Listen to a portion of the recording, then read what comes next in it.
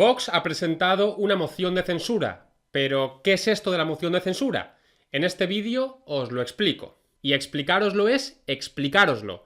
No voy a limitarme a repetir como un papagayo, sin más, todos los artículos que regulan la moción de censura, porque ya estoy cansado de repetir. Repetir, repetir y repetir. En eso se basa nuestro sistema educativo, en repetir de memoria sin entender. Y no, las cosas hay que entenderlas. Tenemos que ser ciudadanos críticos y no borregos. Por lo tanto, hoy vamos a entender qué es y por qué existe la moción de censura. Y hablando de ser críticos, una vez os haya explicado qué es, según la Constitución, la moción de censura, voy a hacer una pequeña crítica, o una gran crítica en realidad, de esta figura, la moción de censura. Dicho esto, vamos allá. Punto número 1.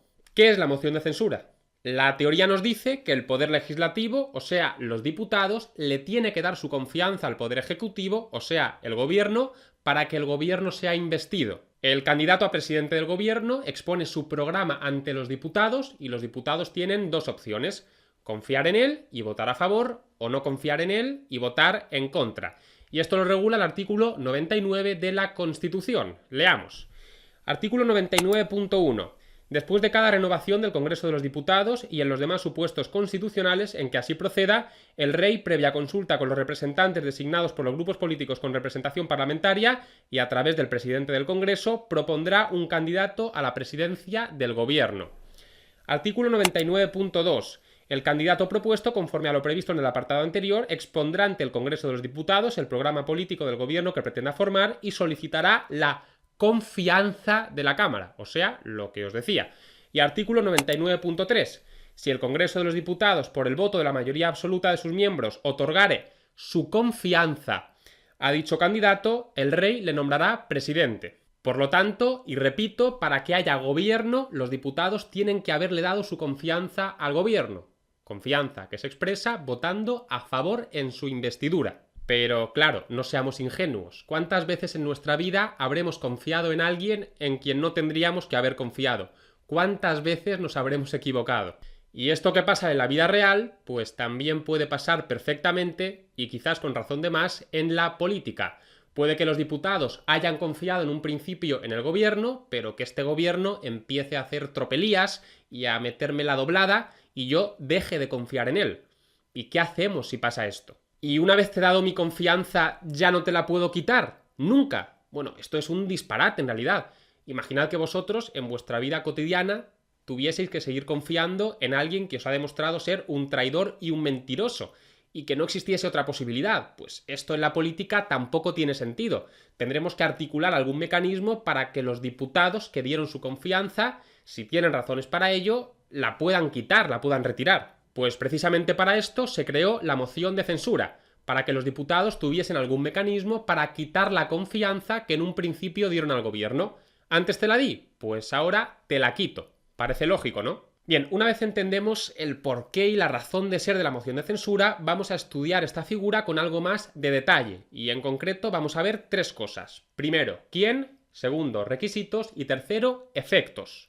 Primero, ¿quién? ¿Quién puede presentar una moción de censura? ¿Yo? ¿Vosotros? ¿Fernando Alonso? ¿Antonio Lobato? ¿Quién? Bueno, apliquemos un poco la lógica. Para quitarte algo, primero te lo tengo que haber dado. Parece de sentido común, ¿no?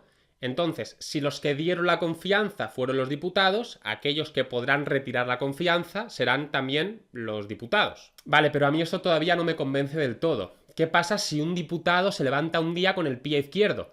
¿Él solo puede presentar una moción de censura? Pues no. Un poquito de por favor, como diría aquel. Si quieres presentar una moción de censura, tienes que reunir por lo menos, qué sé yo, a una décima parte de los diputados. 350 entre 10, 35. Tenéis que ser 35 diputados. ¿Y por qué 35 y no 40? Pues yo qué sé, por nada en especial. Había que elegir un número que no fuese ni muy bajo, 1 o 2, porque esto sería entonces un cachondeo, ni tampoco muy alto, 300 o 310, porque entonces sería imposible. Pues algo bajito, algo intermedio, algo razonable, pues 35. Pero vamos, que podría haber sido otro número. Al respecto, el artículo 113.2 de la Constitución nos dice que la moción de censura deberá ser propuesta al menos por la décima parte de los diputados. Y segundo, vamos con los requisitos. Hay dos requisitos que se tienen que cumplir. Un requisito para que este grupo de una décima parte de diputados pueda presentar una moción de censura y otro requisito para que una vez presentada la moción de censura pueda triunfar. Para presentar la moción de censura, ¿qué se requiere? Pues apliquemos otra vez la lógica. Cuando un equipo de fútbol echa a un entrenador, ¿qué hace? Pues fichar inmediatamente a otro entrenador, porque el equipo tiene que ser entrenado por alguien. Pues aquí sucede algo similar. Vale, presentamos una moción de censura y triunfa y echamos al gobierno. Perfecto, fetén. Pero ahora, ¿quién nos gobierna? ¿Qué hacemos? Pues para evitar situaciones como esta, para evitar vacíos de poder, y porque alguien nos guste más o nos guste menos nos tiene que gobernar, los diputados que presentan una moción de censura tienen que incluir en su propuesta a un candidato alternativo a la presidencia del gobierno. Desconfiamos del presidente Pepito Pérez, hay que echarlo ya.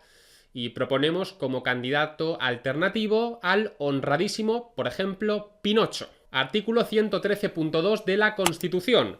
La moción de censura habrá de incluir un candidato a la presidencia del gobierno. Y por cierto, una vez se ha presentado una moción de censura, la moción de censura no se vota enseguida. Vamos a darnos un tiempo para calmarnos, para reflexionar y para votar en frío, que todos hemos tomado decisiones en caliente de las que luego nos hemos arrepentido. Vamos a darnos, qué sé yo, por ejemplo, 5 días, y esto igual que antes, podrían haber sido 7, o 3, o 12, pues sí, pero bueno, decidieron que fueran 5. Artículo 113.3 de la Constitución. La moción de censura no podrá ser votada hasta que transcurran 5 días desde su presentación. Vale, ya sabemos que se requiere para que se pueda presentar una moción de censura. ¿Pero qué se requiere para que esta moción de censura además triunfe? Pues lógica, te llamamos otra vez. Imaginad que vuestro grupo de 10 amigos conoce a una persona nueva y al único al que esa persona nueva os cae mal es a vosotros. Pues igual el problema lo tenéis vosotros y no la persona nueva. Ahora imaginad otra situación. Imaginad que a 8 de vuestros 10 amigos esa persona nueva le cae mal. Pues entonces, si a 8 de 10 le cae mal, igual es que esa persona no es de fiar. Igual no os tenéis que fiar de ella. Pues aquí lo mismo, que 4 gatos desconfíen del presidente del gobierno no es motivo suficiente para echarlo. Tienen que desconfiar de él, pues, un número relevante de diputados. Por ejemplo, la mayoría absoluta, la mitad más 1 de los diputados, 176. Y aquí la misma historia de siempre. Podéis devanaros los sesos para ver por qué la mayoría absoluta, por qué 176, pero no hay ninguna razón en especial. Podrían haber sido 173 o 198 o 215 o cualquier número, pero como había que elegir uno, pues eligió 176, la mayoría absoluta. Nos dice el artículo 113.1 de la Constitución, en este sentido, que el Congreso de los Diputados puede exigir la responsabilidad política del gobierno mediante la adopción por mayoría absoluta de la moción de censura. Tercero, efectos. Vale, ya hemos presentado la moción de censura. Ahora pueden pasar dos cosas, que la moción de censura triunfe porque alcanza la mayoría absoluta o que la moción de censura no triunfe porque no alcanza la mayoría absoluta. ¿Qué sucede en cada uno de estos dos casos? ¿Que triunfa la moción de censura porque se logra la mayoría absoluta? Pues dos cosas. Primera, presidente antiguo, a la calle porque ya no confiamos en ti. Y segunda cosa, presidente que venía como candidato alternativo en la moción de censura presentada por esos 35 diputados como mínimo. Ahora tú eres presidente.